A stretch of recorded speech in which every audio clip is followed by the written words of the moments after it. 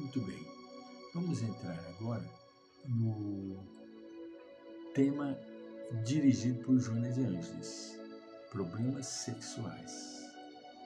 Ela nos diz assim: herança animal predominante na natureza humana, o instinto de reprodução da espécie exerce um papel de fundamental importância no comportamento dos seres. Funcionando por impulso orgânico nos irracionais, expressa-se com manifestação propiciatória a fecundação dos ciclos orgânicos periódicos em ritmos equilibrados da vida. Em ritmos equilibrados da vida. Então, o sexo é uma herança que vem com a nossa vida. Com que finalidade? Fecundação nos ciclos periódicos para a perpetuação da espécie.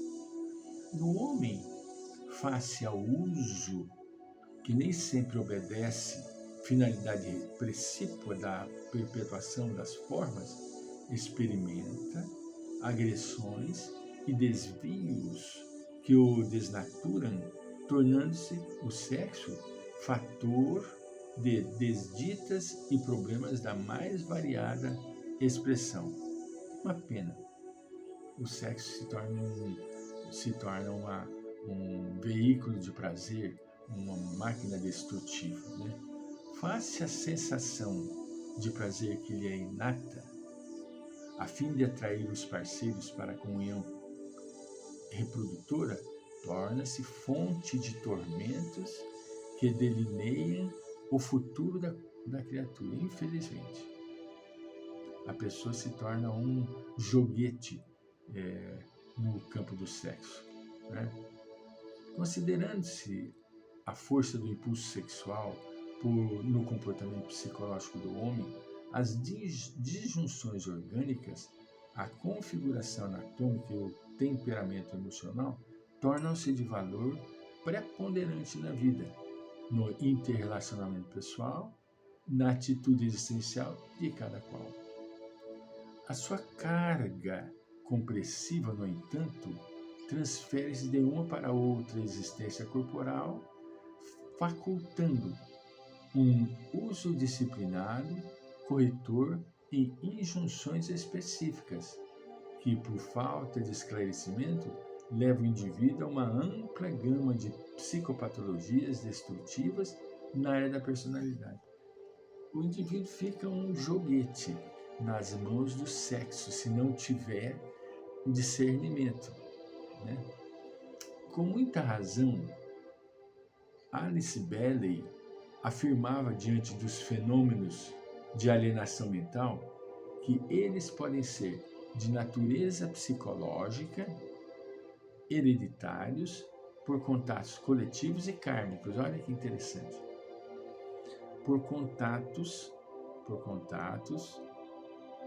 coletivos e kármicos. Entra aqui já a visão kármica.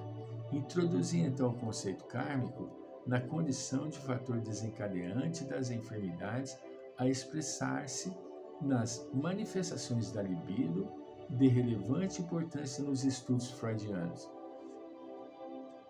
O conceito em torno do qual o homem é um animal sexual peca, porém pelo exagero.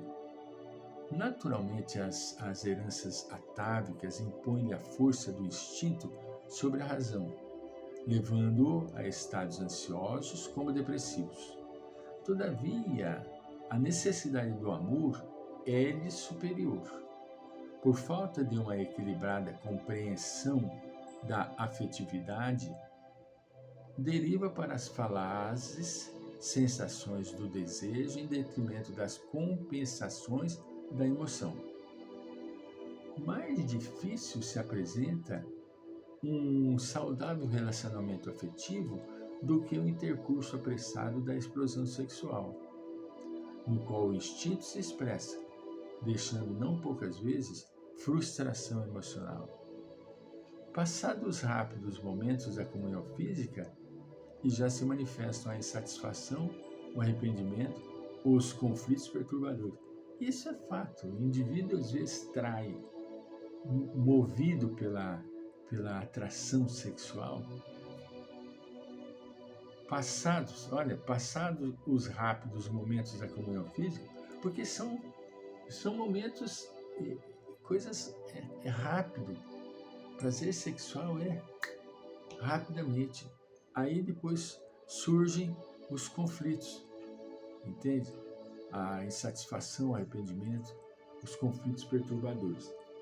A falta de esclarecimento no passado em torno das funções do sexo, os mistérios e a ignorância com que o vestiam desnaturam-no. A falta de esclarecimento no passado. A denominada revolução sexual dos últimos tempos, igualmente ao demitizá-lo, abriu espaços de promiscuidade para os excessivos mitos do prazer, com a consequência desvalorização da pessoa que se tornou objeto, instrumento de troca, indivíduo descartável, fora de qualquer consideração, respeito ou dignidade. Olha que situação tão decadente que se tornou a criatura, né? A sociedade contemporânea sofre agora os efeitos da liberação sem disciplina, através da qual a criatura vive a serviço do sexo. Olha, a criatura vive a serviço do sexo, e não o sexo para o ser inteligente, que o deve conduzir com finalidades definidas e tranquilizantes. O sexo se tornou uma máquina de prazer para o indivíduo descompassado. As aberrações se apresentam neste momento com cidadania funcional, levando os seus pacientes a patologias graves que alucinam, matam e os levam a matar-se. A consciência deve dirigir a conduta sexual de cada indivíduo, que ele assumirá as consequências naturais. A consciência deve dirigir, se é que a pessoa desenvolveu-a. Da mesma forma que a educação castradora é responsável por inúmeros conflitos, a liberativa em excesso abre comportas para abusos injustificáveis e de lamentáveis efeitos no psiquismo profundo. A vida se mantém sob padrões de ordem onde quer que se manifeste. Não há aí exceção para o comportamento do homem. Por esta razão, o uso indevido de qualquer função produz distúrbio, desajustes, carências que somente a educação do hábito consegue harmonizar. Afinal, o homem não é apenas um feixe de sensações, mas também de emoções que pode e deve canalizar para objetivos que o promovam, nos quais centralize os seus interesses, motivando-o a esforços que serão compensados pelos resultados benéficos. Exclusão feita aos portadores de enfermidades mentais, a se refletirem na conduta sexual. O pensamento é portador de insuspeitável influência no que tange a uma salutar ou desequilibrada ação genésica. O mesmo fenômeno ocorre nas mais diferentes manifestações da vida humana. Mediante a seu cultivo, ele se exterioriza no comportamento de forma equivalente. A vida, portanto, saudável na área do sexo decorre da educação mental, da canalização correta das energias, da ação física pelo trabalho, pelos desportos, pelas conversações edificantes que propiciam resistência contra os derivativos, auxiliando o indivíduo na eleição de atitudes que proporcionam bem-estar onde quer que se encontre. As ambições mal conduzidas, toda frustração decorrente do querer e não poder realizar, dão nascimento ao conflito. Querer e não poder realizar. Gera um conflito, não tem nem dúvida. O conflito, por sua vez, quando não equacionado pela tranquilidade e pela tranquila aceitação do fato, sobrepondo a identidade real ao ego dominador e insaciável, termina por gerar neuroses.